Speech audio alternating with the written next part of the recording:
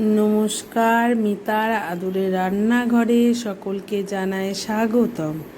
আজ আমি রান্না করে দেখাচ্ছি মাছের মাথা দিয়ে শসার তরকারি।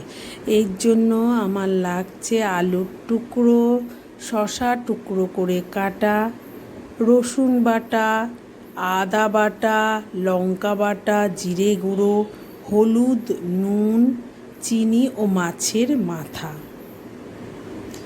প্রথমে আমি গ্যাস ওভেন জ্বালিয়ে কড়াই বসিয়ে তাতে সর্ষের তেল দিয়ে তেল গরম করতে দিলাম। তারপর মাথাগুলোকে নুন হলুদ দিয়ে ভালো করে মেখে তেলে ছেড়ে দিলাম। মাথাগুলো এপিট ওপিট করে ভেজে তুলে নিলাম। ওই তেলে সামান্য জিরে, তেজপাতা ফোড়ন দিয়ে তাতে আলুর টুকরোগুলো ছেড়ে দিয়ে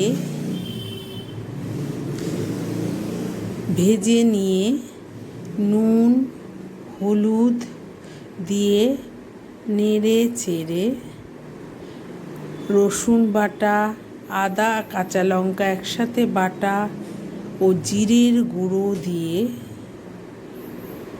নাড়াচাড়া করে কেটে রাখা ছোট ছোট টুকরো করা শসাগুলো তার মধ্যে দিয়ে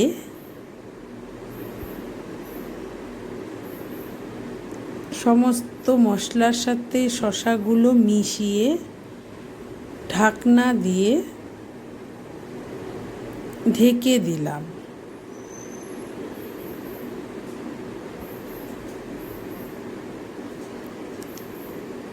একটু পরে ঢাকনা খুলে তাতে ভেজে রাখা মাথাগুলো দিয়ে নেড়ে দিয়ে ভালো করে সেদ্ধ হতে দিলাম।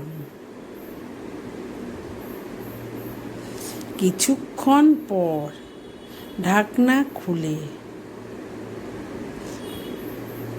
সামান্য মিষ্টি দিয়ে নেড়ে নামিয়ে নিলাম। এইভাবে তৈরি হয়ে গেল আমার মাথা দিয়ে শসার তরকারি। আমার ভিডিওটি ভালো লাগলে লাইক শেয়ার কমেন্ট করবেন এবং আমার চ্যানেলটিকে সাবস্ক্রাইব করবেন। আজ তবে আসি, আবার আসবো অন্য একটি রান্না নিয়ে। Thank you.